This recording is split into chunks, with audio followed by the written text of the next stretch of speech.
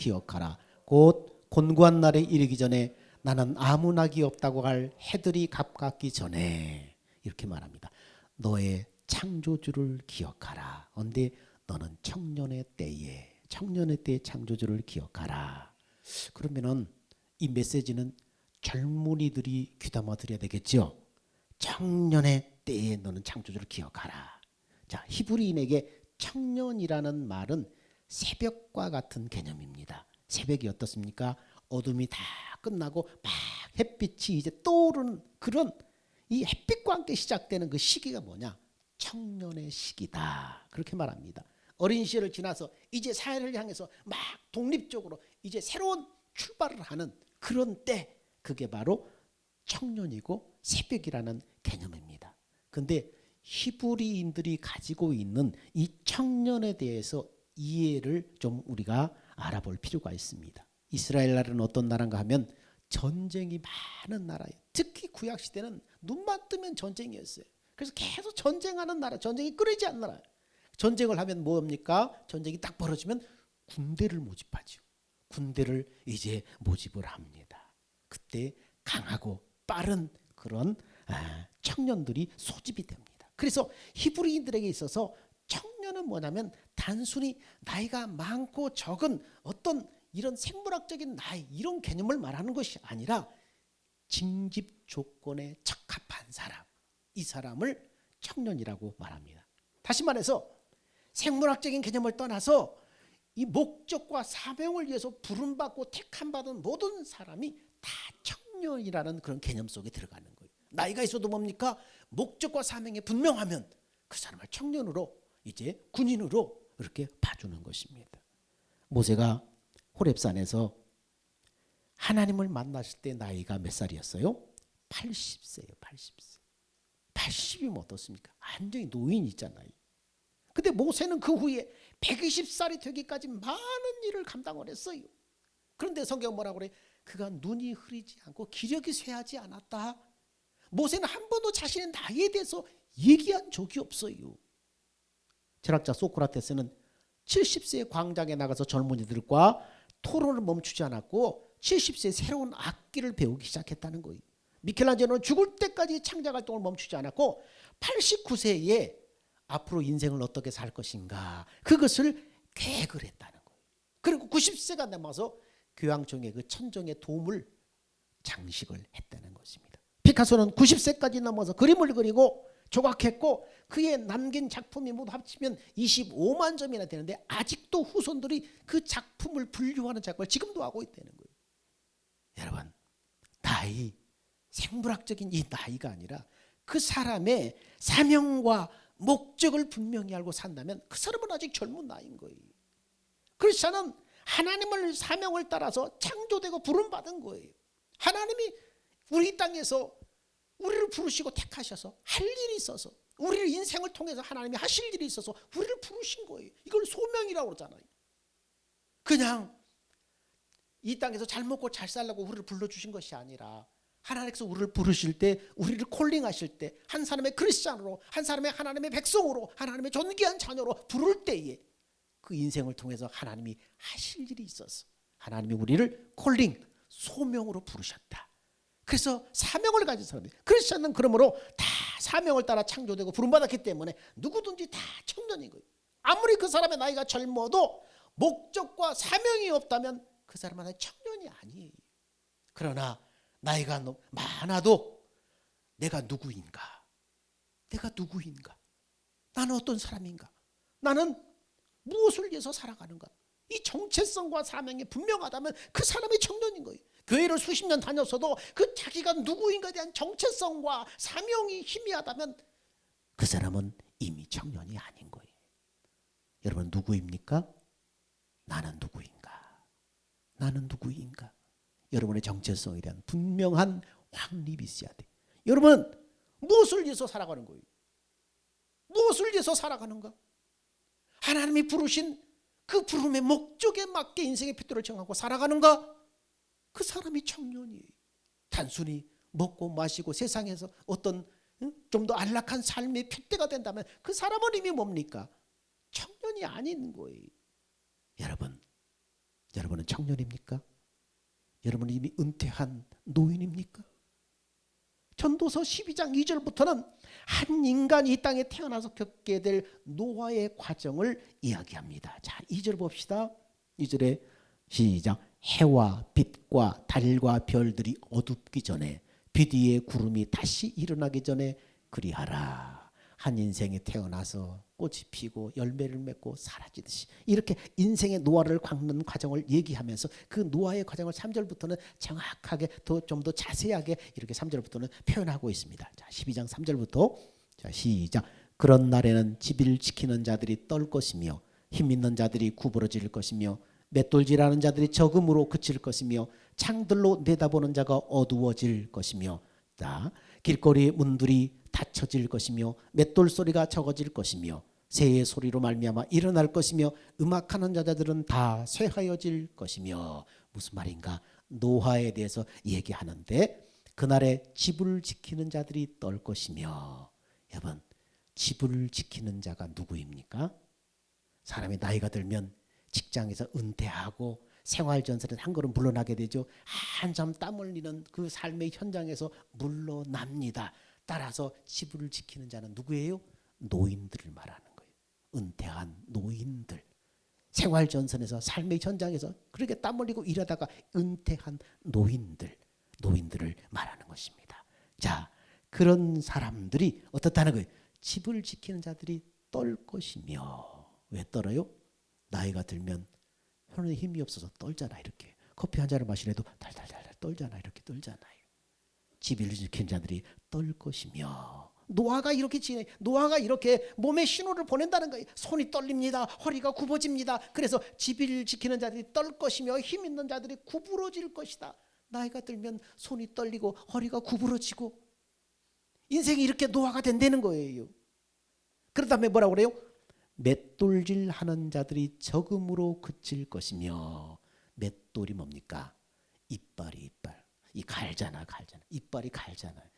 맷돌 이빨을 하는데 이가 점점 빠져서 나중에는 제대로 씹지 못하는 거예요. 맷돌 질환이 적다는 것은 이제 이빨이 낡아져 가지고 제대로 젊었을 때는 그냥 음료수 사이다병도 그냥 이빨로 탁탁 까더니 이제 나이 들어서 어림없어요. 다 빠져 가지고 그냥 고기도 제대로 씹지 못하고 잘못하면 이빨 깨지고 그냥 틀리하고 맷돌질하는 자들이 적음으로 그칠 것이며 창들로 내다보는 자가 어두워질 것이며 뭡니까? 창들로 내다보는 자가 어두워진다는 건 뭐예요? 나이가 들면 눈이 침침해지고 제대로 보이지 않는다는 거예요. 창은 눈을 말하잖아요. 창문은 집에 이 창문과 같이 밖을 내다보는 창문은 우리 몸의 창문은 눈이에요. 눈이 딱 열리는 거 창문이 열리는 거예요. 창이 어두워진다는 거예요. 창들로 내다보는 자가 눈이 어두워진다는 거예요. 그 다음에 길거리 문들이 닫혀질 것이며 맷돌 소리가 적어질 것이며 뭡니까? 맷돌 소리가 적어지고 길거리 문들이 닫혀진다는 건 뭡니까? 맷돌 아까 이빨이라고 그랬죠? 맷돌 소리가 적어진다는 건 뭐예요? 나이가 들면서 식욕이 없어지. 젊었을 때 그렇게 맛있던 것도 이제는 이 맛도 저 맛도 제대로 못 느껴. 이제 나이가 들수록 이 짠맛 단맛도 잘 모르는. 그래서 집에서 할머니들이 뭐 밥을 하고 반찬을 하면 어쩔 때는 막 짜기도 하고 어쩔 때는 막 그냥 쓰기도 하고 간을 못 맞춰. 예, 나이가 들면서 그래요. 그 다음에 길거리 문들이 닫혀질 것이며 길거리 문은 뭐예요? 입을 말하는 거. 입을. 이 집의 대문처럼 밖에 사람들과의 대화하는 이 입. 길거리 문들. 이 밖에 길거리. 여기 이 문들이 닫혀질 것이며 식욕도 떨어지고 말수가 적어져서 이제는 입을 열 일들이 별로 없다는 거예요. 그 다음에 뭡니까? 그 다음에 새소리로 말미암아 일어날 것이며 나이가 들면 어떻게 해요? 새소리에 대해 금방 일어나. 노인들이 부지런해서 일찍 일어나는 게 아니고 잠이 줄어가지고 새벽같이 일어나는 거예요. 그래서 우리 집에서 맨날 나도 노인 취급받아. 새벽만 되면 그냥 북적북적대면서 돌아다닌다고. 그냥 제발 좀 그렇게 하지 말라고. 그렇습니다. 나이가 들면 새소리도 말미암아서 잠이 깨버려요. 음악하는 자들은 다 쇠하여질 것이요. 뭡니까? 나이가 들면은 목소리도 변하고 템포도 막 늦어지고 박자도 못 맞추고 막 신체적인 변화가 일어나는 거예요. 한참 때는 막 이 교회 경배와 찬양팀으로 막 교회를 부흥시키던 어떤 목사님이 나이가 들어서 같이 찬양을 부르는데 막 박자가 막 틀리는 거예요. 막 박자가 엇박자가 나고 틀리는 거. 아, 저분이 왜 저러지? 한참 때는 막 그냥 찬양단을 인도하고 그냥 교회를 막 경배와 찬양 교회로 막 이끌어가던 사람이 박자가 틀리고 뭐 노래도 그냥 찬양도 못 쫓아고 막 그러는 거예요. 아니, 그래서 왜 저럴까 했는데 전도서를 공부하다 보니까 뭡니까? 아, 나이가 들면 박자도 틀리고 목소리도 변하고 템포도 못 따라가고 나이가 드는 표적이구나, 그렇게 느꼈습니다. 자, 인생의 노화의 과정, 인생은 이렇게 늙어간다는 거예요. 계속해서 전도서는 말합니다. 한 사람의 이제 노화의 과정을 쭉 얘기하면서 또 말합니다. 자, 12장 5절부터 7절 다시 봅시다. 시작. 또한 그런 자들은 높은 것을 두려워할 것이며 길에서는 놀랄 것이며 살구나무가 꽃이 필 것이며 메뚜기도 침이 될 것이며 정욕이 그치리니 이는 사람이 자기의 영원한 집으로 돌아가고 조문객들이 거리로 왕래하게 됨이라. 나이가 들면 어떻게 해요? 뭘 두려워해요? 높은 데 올라가는 것을 두려워해요. 그래서 낮은 데가 좋아요. 생리적으로 낮은 곳을 좋아해요. 조금만 높아도 깜짝깜짝 심장이 깜짝깜짝 놀라요. 그런 자들은 높은 곳을 두려워하며 길에서도 놀랄 것이며 자꾸만 이래도 화들짝 놀라요. 심장이 덜컥덜컥 놀라요. 나이가 들수록 덜해요. 젊을 때는 뭡니까? 배포가 좀 튼튼해서 웬만해도 놀라지 않았는데 나이가 들면 어떻게 조그만 일도 벌렁벌렁벌렁하고 깜짝깜짝 놀란다는 거예요. 이게 나이가 들어가는 표시입니다. 살구나무에 꽃이 핀다. 머리가 휘어진다는 것. 살구나무처럼 머리가 휘어진다는 것입니다. 메뚜기도 짐이 될 것이다. 얼마나 나이가 들어서 노쇠하면 이제 작은 것에도 이제 들기가 힘들다는 거예요. 작은 메뚜기도 이게 무게가 느껴질 정도로 그렇게 힘이 없어진다는 거예요. 그래서 이제 저희 사모하고 시장 보러 갈 때 뭐 이렇게 막 들고 가는데 젊을 때는 우리 사모님이 힘이 세니까 다 들고 가 그랬는데 나중에 보니까 어떻게요? 성경 보니까 메뚜기도 나이 들면 짐이 된댔더라. 시장 바구니 별로 무거우지 않은데 내가 들을게 하고 들어보니까 무거워요. 전에는 이게 아무것도 아니었는데 이제 쫓아가면서 들어보니까 그것도 무겁더라고요. 나이가 들수록 조그마한 것도 무게가 느껴지더라고요. 나이가 들어가는구나. 그 다음에 뭡니까? 나이가 들면 정욕이 그치리니 참 뭐 인간의 기본적인 욕구가 다 쇠퇴한다는 거예요. 그러다가 어떻습니까? 인간의 생사가 오가는 시간이 다가옵니다. 죽음의 그림자가 드리웁니다. 그러다가 조문객들이 왕래한다. 그래서 인생이 이렇게 끝난다는 거예요. 자, 여러분, 죽음 뒤에는 어떤 일이 있습니까? 전도하다가 예수 믿고 천국 가야지요. 예수 믿으세요. 그런 게 어디 있어? 죽으면 끝이지. 그들의 말대로 죽으면 끝이면은 얼마나 속편하겠어요. 그냥 죽고 그냥 그게 딱 소멸돼 버린다고. 그 드라마서처럼 그냥 인간이 죽으면 그냥 다 먼지처럼 소멸돼 버리면 얼마나 속편하겠어요. 근데 그게 아니라는 거예요. 그게 끝이 아니니까 문제예요. 7절은 분명하게 말합니다. 이렇게 말해요. 자, 7절 말씀에 흙은 여전히 땅으로 돌아가고 영은 그것을 주신 하나님께로 돌아가기 전에 기억하라. 흙은 여전히 땅으로 돌아가고 영은 그것을 주신 하나님께 돌아가기 전에 기억하라. 여러분, 인간이 어떻게 만들어졌어요?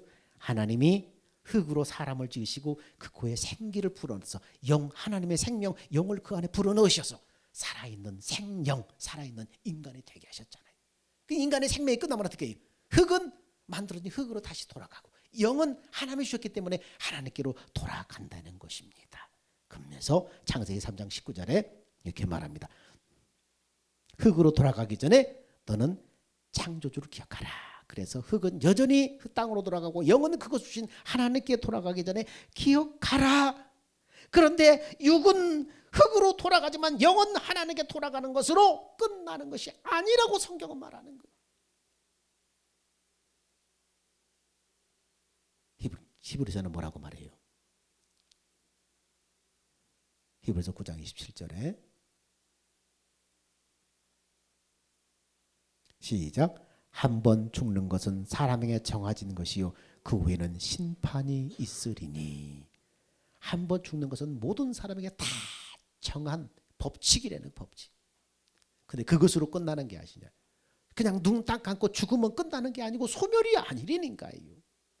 그 후에는 심판이 반드시 기다리고 있다. 그렇게 말씀을 하는 것입니다. 그래서 우리가 전도하는 거예요. 죽으면 끝이 아니기 때문에 전도하는 거예요.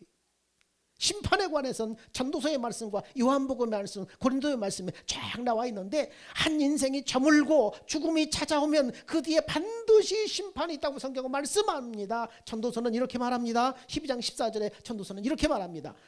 시작. 하나님은 모든 행위와 모든 은밀한 일을 선악간에 심판하리라. 모든 행위와 사람의 눈엔 띄지 않았지만 은밀히 행하던 모든 일까지도 선악간에 심판하리라. 반드시 심판이 있다고 말하는 것입니다. 자, 그러면서 뭐라고 하는가? 요한복음에는 심판하는데 심판하기 전에 심판하려고 어떤 일을 합니까? 자, 요한복음 5장 27절 29절 인자됨으로 말미암아 심판하는 권한을 주셨느니라. 이를 놀랍게 여기지 말라. 무덤 속에 있는 자가 다 그 음성을 들을 때가 오나니 선한 일을 행한 자는 생명의 부활로 악한 일을 행한 자는 심판의 부활로 나으리라. 육신이 흙으로 만들어서 흙으로 돌아갔지요. 근데 어떻게 그 흙이 다시 부활체를 입어서 다시 몸으로 살아난다는 거예요. 영이 다시 들어온다는 거예요. 이 몸으로 다시 살아난다는 거예요. 뭐 하려고 살아나요?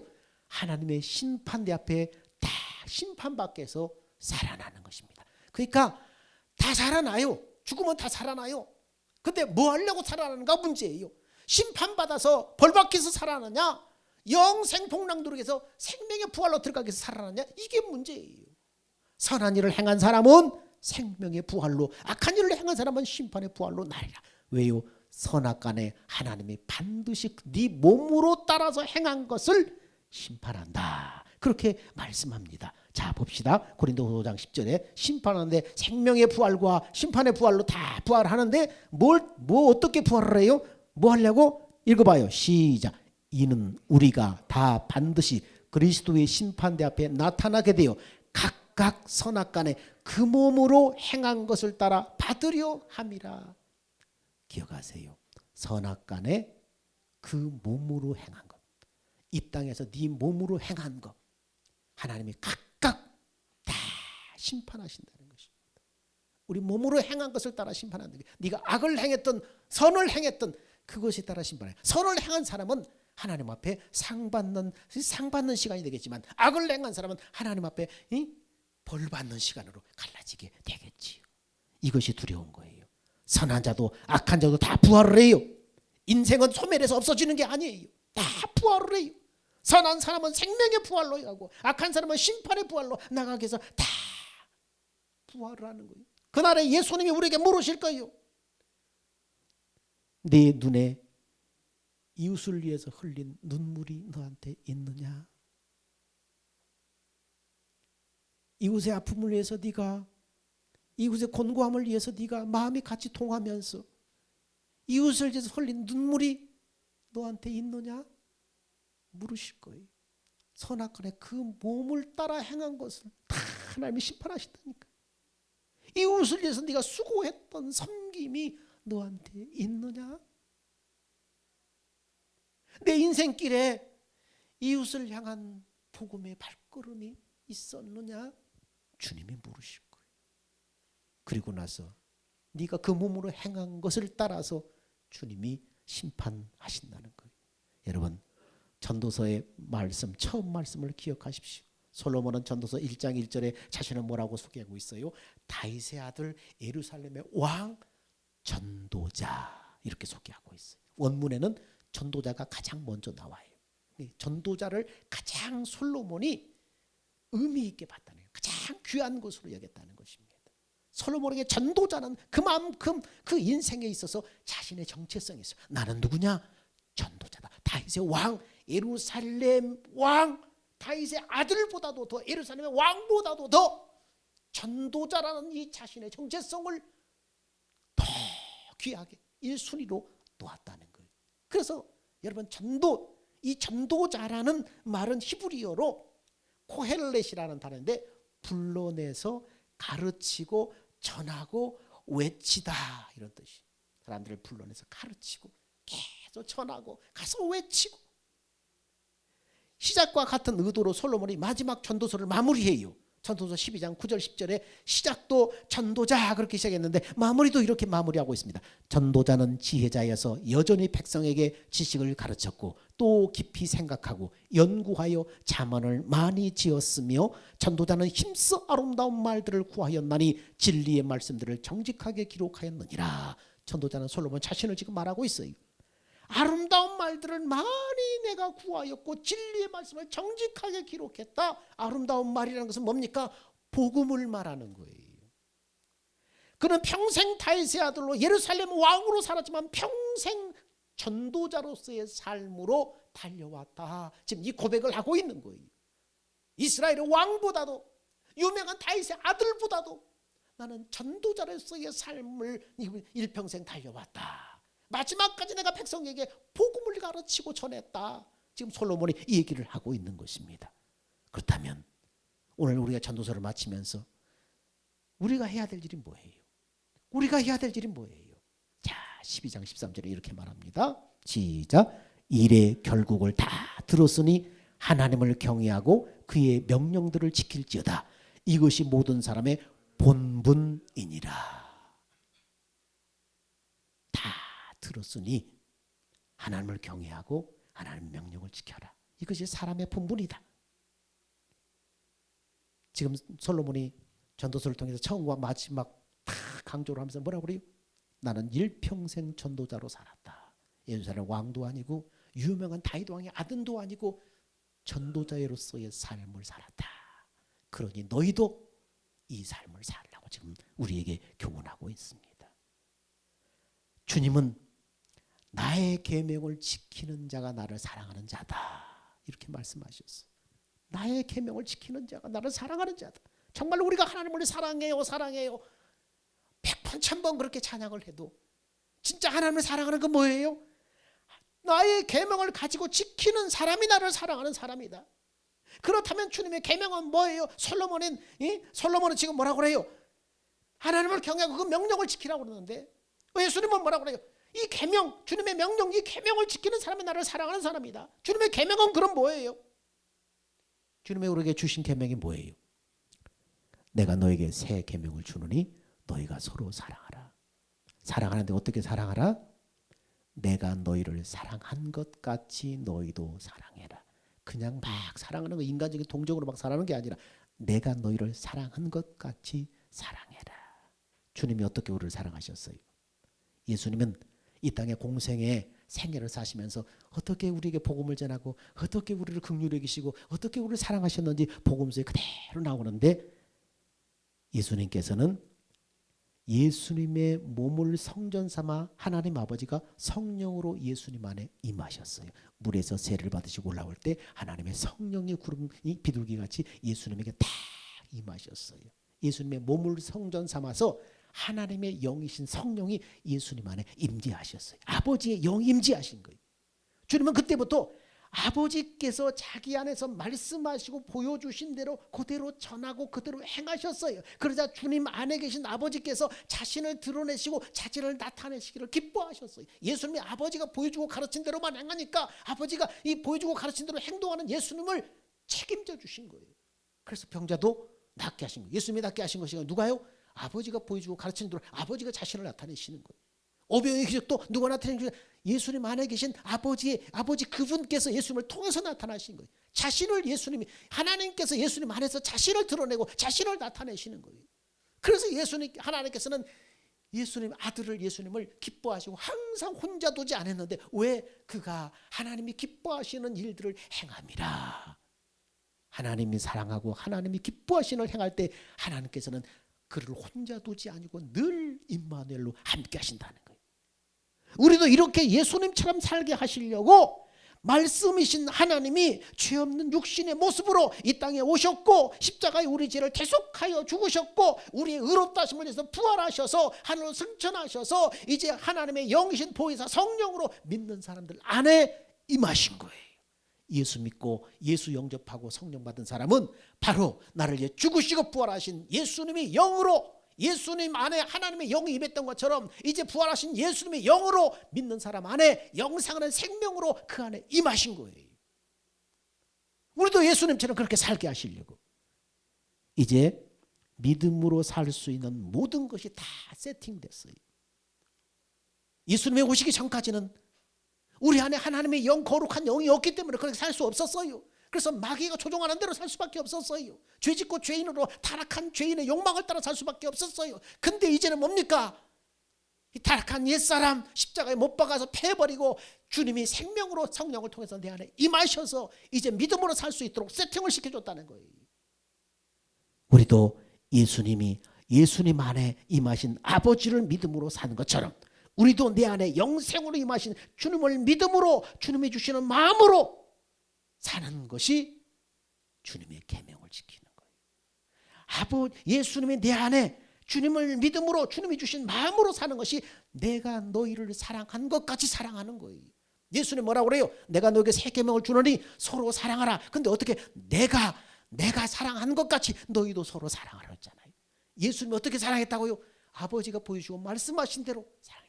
내 안에 계신 아버지를 믿음으로 바라보니까 아버지가 말씀하시고 보여주셨다는 거예요. 오늘 우리도 내 안에 오신 예수님을 바라보고 예수님이 주시는 말씀을 듣고 보여주시는 걸 듣고 그대로 살아가라는 거예요. 그렇게 살아가라는 거예요. 그것이 주님의 계명을 지키는 거예요. 그래서 이것을 우리는 보통 뭐라고 그래요? 성령을 따라 행하라. 성령을 쫓아 행하라. 성령이 여러분 안에 늘 말씀하신데 여러분은 무시하잖아요. 여러분이 멸시하잖아요. 우리가 성령의 음성을 늘 듣는데 우리는 멸시해요. 무시해요. 내가 그리스도 안에 죽은 자임을 고백하고 내 안에 예수님이 나의 생명으로 오셨다는 사실을 내가 믿음으로 주님을 바라보면 주님이 생각을 통해서 마음을 통해서 여러분에게 계속해서 말씀하신데 여러분은 그걸 무시하잖아요. 성령의 음성에 민감하라고 성경은 말하잖아요. 여러분이 오늘 교회에 있다, 오늘 교회의 발걸음을 다 옮긴 것도 누가 이끄신 거예요? 성령이 여러분을 몰아가셔서 이곳에 앉힌 거예요. 성령이 인도하심 없이는 이게 되는 게 아니에요. 여러분의 설교를 듣다 마음에 뭔가 감동이 오면 성령이 주시는 거예요. 그거 놓치지 말아야 돼요. 나의 죽음을 인정하고 내 안에 예수님을 생각하고 예수님을 바라볼 때 여러분 속에 주시는 생각들, 뭔가의 깨달음들, 감동들, 저 사람 좀 돕고 싶다, 좀 섬기고 싶다, 성령이 주시는 생각들, 이것들 작은 것들 놓치지 말고 무시하지 말라는 거예요. 성령을, 하나님의 영이신 성령을 무시하지 말아야 돼. 작은 것 하나도 민감해야 돼. 무시하는 게 뭐예요? 하나님을 멸시하는 거예요. 그래서 성령을 소멸하지 말라. 성령 여러분에게 분명히 말씀하셨는데 생각을 통해서 말씀하시고 그런 마음을 주시고 그런 눈물을 주시고 그런 감동을 주시고 주셨는데 여러분이 성령을 무시해버리면 성령이 주신 그것이 소멸돼버려요. 나한테 분명히 마음을 주었는데 이 생각을 주고 이 감동을 주고 이 깨달음을 주고 이 마음을 주셨는데 내가 그걸 무시해버리면 그게 소멸돼버려요. 성령을 소멸하지 말아라. 성령님 자체가 소멸된다는 얘기가 아니에요. 성령이 주시는 그 사인들, 그것들을 무시해버리는 것입니다. 구약의 하나님의 약속인 새 언약이 족장들과 선지자를 통해서 계속해서 선포되었지만은 구약 시대는 뭐라고 그랬어요? 너희가 들어도 깨닫지 못하고 보아도 알지 못할 것이다. 그래서 늘 구약에는 뭡니까? 복음에 대해서 비유로 말씀하셔. 못 깨닫도록. 예수님이 오실 때까지 이것을 비유로만 말씀하셔. 그런데 이제는 신약시대에 와셔서 예수님이 십자가의 사역을 통해서 하나님의 약속이 이제 성취됨으로 말미암아 이 복음이 무엇인가를 분명하고 확연하게 드러났어요. 이것이 주님의 공생에 시작하면서 전하신 천국 복음이에요. 회개하고 하나님의 나라가 가까웠으니 회개하고 복음을 믿어라. 비로소 천국 복음을 전하시니라. 이것이 복음이에요. 이렇게 이 천국 복음. 아직은 우리가 기회가 있고 사명이 있는 이 청년의 때에 이 복음을 전하는 일에 전력을 투구해야 돼. 이게 인생이 값진 거예요. 이게 의미 있는 거예요. 이 땅은 우리가 아까 살펴봤지만은 금세 다 생로병사를 통해서 늙어지고 소멸해서 없어져 가는 거예요. 아직은 내가 살아있다면 내가 누구인가? 내가 이제 무엇을 위해서 살 것인가? 인생에 대한 목적과 사명이 있다면 나는 아직 청년이라는 거예요. 전도를 통해서 깨닫는 것은 우리에게 내일은 없어요. 오늘만 존재할 뿐이에요. 내일은 하나님이 주권이에요. 내일 내가 살아있을지, 내일 내가 이 세상을 떠날지 모르는 거예요. 오늘 우리에게 오늘이라는 시간만 주어진 거예요. 오늘 이 오늘이라는 시간을, 이 시간이 중요한 거예요. 오늘 이 오늘이라는 이 자리에, 은혜의 자리에 오늘 나오는 게 중요한 거예요. 오늘 내가 하나님을 예비하고 경배의 자리에 나오는 게 중요한 거예요. 오늘 내가 그 명령을 지키는 게 중요한 거예요. 오늘 내가 복음을 전하는 게 중요한 거예요. 다음에는 없어요. 그건 우리 시간이 아니에요. 하나님이 주셔야 되는 거예요. 그건 하나님의 주권이에요. 오늘 우리는 오늘이라는 이 단 하루를 살기 위해서 이 땅에 존재하는 사람들이라는 것입니다. 여러분, 1956년에 미국 전역을 충격으로 몰아넣었던 사건이 있는데, 짐 엘리엇이라는 그런 한 청년 얘기입니다. 그는 명문대를 졸업하고 네 명의 친구와 함께 신학을 마친 다음에 미개한 땅 에콰도르 밀림 속으로 떠났어요. 잔인하기로 소문난 에콰도르 아쿠아 족속에게 복음을 전하기 위해서요. 근데 선교지 밀림 속으로 들어간 지 닷새가 지나서 선교본부와 연락이 끊어지고 말았습니다. 그래서 선교본부에서 탐색대를 가지고 이 탐색을 나갔는데 충격적인 현장을 발견합니다. 5 청년이 무참하게 살해돼서 해변에 널브러져 있는 거예요. 그런데 이상한 점은 그들을 수고하면서 보니까 그들이 호주머니에 다 호신용 권총이 다 있었는데, 그 권총을 뽑아서 자기 신변을 보호할 수 있었는데 그 총을 꺼내지 않았다는 거예요. 그 총을 꺼내서 그들을 대항하지 않았다는 거예요. 이 소식이 고국에 알려지자 신문에 대대적으로 이게 무슨 낭비냐 그러면서 기소 제목이 막 쏟아졌어요. 꽃다운 젊은 사람들이 어렵게 공부해서 잔인한 밀림 속에 들어가서 불과 며칠 만에 시체가 돼서 고국에 돌아오다니 이 얼마나 낭비냐, 신문이 막 질타를 하는 거예요. 장례가 끝나고 한 기자가 짐 엘리엇의 아내 엘리자베스 엘리엇에게 찾아와서 인터뷰를 하는데, 엘리자베스가 기자들에게 묻습니다. 이것이 무슨 낭비냐고요? 왜 그런 제목을 쓰셨습니까? 남편은 어렸을 때부터 이 순간을 위해서 준비했던 사람입니다. 남편이 이제야 꿈을 이루었을 뿐입니다. 왜 제목을 그렇게 쓰셨습니까? 그러면서 엘리자베스는 남편이 10년 전의 일기를 공개를 합니다. 그 일기에 이렇게 기록되어 있습니다. 하나님, 제가 감히 하나님께 기도합니다. 이 부족한 나무 토막 같은 인생에 불을 붙여 주십시오. 제가 주님을 위해서 타버릴 수 있도록, 나의 삶을 주를 위해서 소멸시킬 수 있도록. 이 몸은 주의 것입니다. 나는 오래 살기를 원치 않습니다. 완전하고 풍성한 삶을 살기 원합니다. 주님과 같이. 일기장에 그렇게 돼 있어요. 그리고 딱 10년 후에 29이라는 젊은 나이에 이 짐 엘리엇은 에콰도르 아쿠아 밀렘 속에서 주를 위해서 그 인생이 소멸된 거예요. 그 일기장대로. 10년 전 일기장 한 구석에 이런 문구가 쓰여 있습니다. 영원히 썩어지지 않을 것에 바치는 나의 희생을 어리석다고 말하지 말아요. 이미 10년 전에 자기는 주님을 위해서 그렇게 헌신하기로 죽음을 애감했는지 그렇게 일기장에 그렇게 기록을 해놨어요. 아내 엘리자베스는 훗날 아이들과 함께 남편이 숨진 그 피의 땅으로 들어가서 다시 또 복음을 전합니다. 그리고 그 땅에 놀라운 기적이 일어납니다. 그리스도의 생명을 받아들이고 복음의 꽃이 피기 시작합니다. 한 마을 출신인 한 크리스찬이 빌리그램 전도 집회에 나와서 간증을 합니다. 그 사람은 아쿠아 쪽의 추장이었던 사람이에요. 그 선교사들을 죽일 때 앞장섰던 사람이에요. 그는 그렇게 나와서 간증을 합니다. 우리는 그분에게 복음을 받고 하나님을 믿게 되었습니다. 그 젊은이들의 희생이 아니었다면 우리는 아직도 그렇게 살고 있었을 것입니다. 그분들의 죽음으로 인해 우리들은 빛을 보게 됐습니다. 그래서 우리도 오래 살기를 원치 않습니다.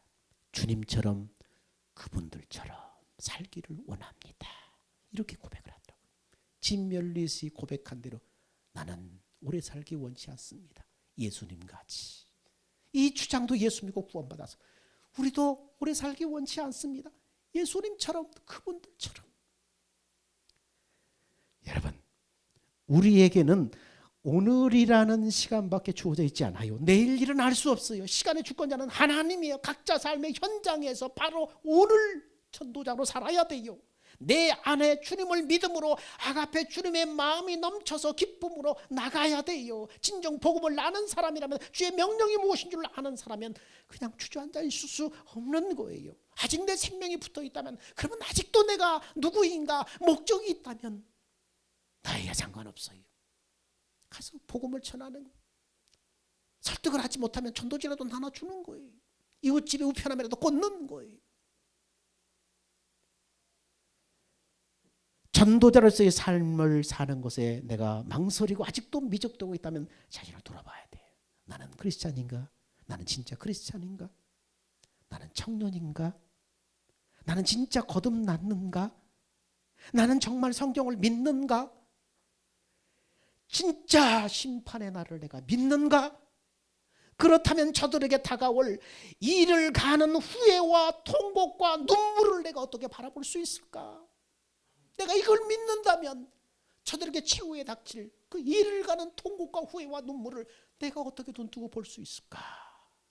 그렇다면 어떻습니까? 앉아있어서는 안 되는 거예요. 살아있는 한 내가 할 수 있는 걸 다 해야 돼요. 우리가 지난 설교시 그랬잖아요. 내 일평생 내가 영향을 끼칠 수 있는 사람 많아봐야 7명, 8명이라고 그랬잖아요. 내 영향력의 영향을 받을 수 있는 사람, 그 사람이 누구인지 모르기 때문에 우리는 될 수 있는 대로 수많은 사람을 향해서 할 수 있는 건 모든 것을 다 해야 되는 거예요. 그것이 인생의 진정한 의미라고 말하고 있어요. 잘 먹고 잘 살고 세상에서 뭔가 재물을 모으고 뭔가 높은 자리에 올라가고, 그거 솔로몬이 다 해봤는데 다 헛되더라. 진짜 가치 있는 건 이거더라 지금 우리에게 알려주잖아요. 그래서 이 길게 솔로몬이 15장까지 12장까지 계속 얘기한 거 아니에요. 이거 다 헛되더라. 사랑하는 여러분, 크리스찬은 하나님의 사명을 감당하는 청년입니다. 인간은 그런데 유한합니다. 유한한 존재예요. 바로 오늘 이 자리에 일어나서 이웃과 열방으로 내가 전도자의 삶을 살아야 되겠다, 이렇게 결심하는 오늘을 그렇게 살아간 여러분이 되기를 주의 이름으로 축원합니다. 사랑과 은혜가 풍성하신 하나님, 은혜와 사랑을 감사합니다. 하나님, 우리는 하나님이 부르시고 택하시고 부르신 청년들인데, 이 청년의 때 우리가 할 일이 무엇입니까? 하나님, 유한한 인생 속에 한 번 죽는 건 사람에게 다 정한 것이고 그것으로 끝이 아니라 반드시 심판이 있다고 하는데, 선악간에 그 몸으로 행한 것을 따라 받는다고 하는데, 하나님, 나는 어떤 인생을 살아야 됩니까? 육신의 나이에 붙잡혀서 주저앉아 있는 것이 아니라 내가 누구인가, 나의 정체성을 알고 내가 무엇을 위해서 살 것인가, 목표와 사명을 안다면 하나님, 우리에게 주어진 오늘이라는 시간에 전도자의 삶을 사는 사람들 다 되게 하여 주옵소서. 우리의 생명 대신 예수님의 이름으로 기도하옵나이다. 아멘. 우리 주님 다시 오실 때까지 전에 죽으면 죽으리라 이 찬양을 한번 드려볼까요? 자, 오늘 이 찬양이 좀 맞는 것 같아요.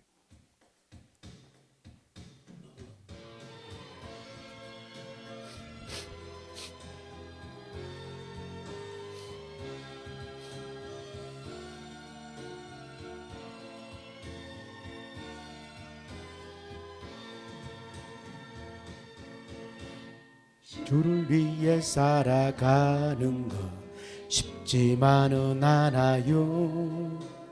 나의 욕심 부와 명예 내려놓아야 하죠. 하지만 걱정하지 마요. 나를 드리는 순간 아버지의 그 신손이 강하게 붙드시죠. 수많은 믿음의 선배들 주를 위해 살았죠. 죽음은 죽으리라. 아버지의 기쁨의 눈물 보며 내가 선한 싸움을 싸우고 나의 달려갈 길을 모두 마치고 아버지 향한 믿음을 지켜서는 이제 나를 위한 그 면류관 주실 나의 아버지, 내게만 하니 주를 사모한 모든 자에게니라. 걱정하지 마요. 나를 드리는 순간 아버지의 크신 손이 강하게 붙드시죠. 수많은 믿음의 선배들 주를 위해 살았죠. 죽음은 죽으리라. 아버지의 기쁨의 눈물 보며 내가 선한 싸움을 싸우고 나의 달려갈 길은 모두 마치고 아버지 향한 믿음을 지켰으니 주실 나의 아버지 내게 말하네. 주를 사모한 모든 자에게니라. 보장 앞에 앉은